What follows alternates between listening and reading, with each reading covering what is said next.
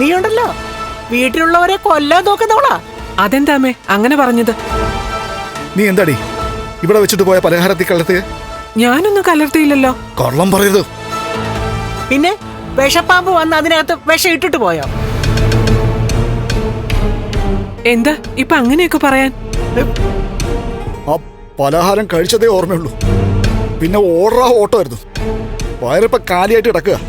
ആ അതെ അതെ, ഇനിയും കഴിച്ചാൽ ഇനിയും ഓടേണ്ടി വരും. ഞാൻ മോക്ക് കൊടുത്ത പലഹാരം തന്നെയാ നിങ്ങൾക്ക് ഉണ്ടാക്കിയത്. പിന്നെ അതിനകത്ത് വയറ്റി പിടിക്കാത്തതായിട്ട് ഒന്നും ഞാൻ കലർത്തിയിട്ടുമില്ല. കരുണ മോൾ ഇവിടെ വന്നിട്ട് അത് കഴിച്ചായിരുന്നെങ്കിലോ? മോള് ഞങ്ങളെ പോലെ ഇവിടെ കിടന്ന് ഓടത്തല്ലായിരുന്നോ? ഡേ, ഇതിനു മുമ്പും ഞങ്ങളുടെ കൊച്ചിന്റെ കുഞ്ഞിനെ കളഞ്ഞത് ഇങ്ങനെയല്ലേ ഡി? അവളുടെ കുഞ്ഞു പോയത് എന്തുകൊണ്ടാണെന്നൊക്കെ എല്ലാവർക്കും അറിയാം, നിങ്ങൾക്കും. പിന്നെ ഇനി കൂടുതലൊന്നും സംസാരിക്കുന്നു വേണ്ട. സംസാരിച്ചാ നീ എന്തിയോടി?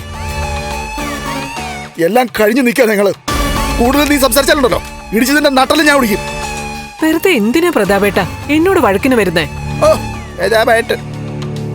ഞാൻ നല്ല ശുദ്ധമായിട്ടുള്ള പലഹാരമല്ലേ ഉണ്ടാക്കി വെച്ചത്. അതിനകത്ത് പിന്നെ എന്ത് കലർന്നെന്ന് എനിക്കറിയില്ല.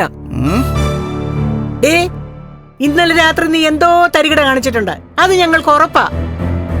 ഞാനായിട്ടൊന്നും കാണിച്ചിട്ടില്ല. പിന്നെ ഞാൻ ഉണ്ടാക്കുന്നതൊന്നും ഇഷ്ടത്തോടെ അല്ലല്ലോ രണ്ടാളും കഴിക്കുന്നത്. അതുകൊണ്ടാ വയറിന് സുഖമില്ലാതായത്.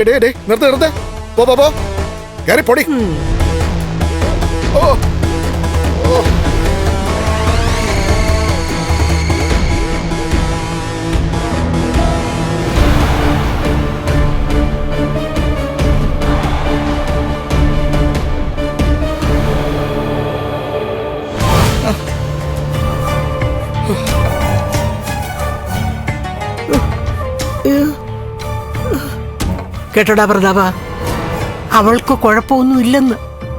അപ്പൊ നമ്മുടെ സംശയം ഇനി 100% ഉറപ്പിക്കാം.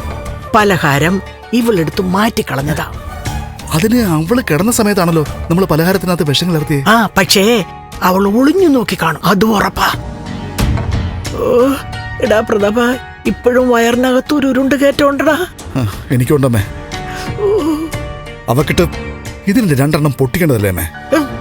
വരട്ടവ, അതിനുള്ള സമയം വരും. അവള് കണ്ണന്റെ അച്ഛനെ നീയാ കൊന്നേന്നും പറഞ്ഞ് നമ്മളെ ഭീഷണിപ്പെടുത്തിക്കൊണ്ടിരിക്കുകയല്ലേ. ഇനിയിപ്പൊ കണ്ണൻ പോലും അത് വിശ്വസിക്കത്തില്ലല്ലോ. ആ എന്നാലും ഈ എടുത്തു ചാടി നീ ഒന്നും ചെയ്യണ്ട. ആ അനന്തുവേ വക്കീല. പക്ഷെ ഉണ്ടല്ലോ, എന്റെ പരിധി വിട്ട് നിൽക്കുക. ഇനി ഞാൻ മിക്കവാറും അവളെ കാലെ പിടിച്ച് നിലത്ത് കുത്തും.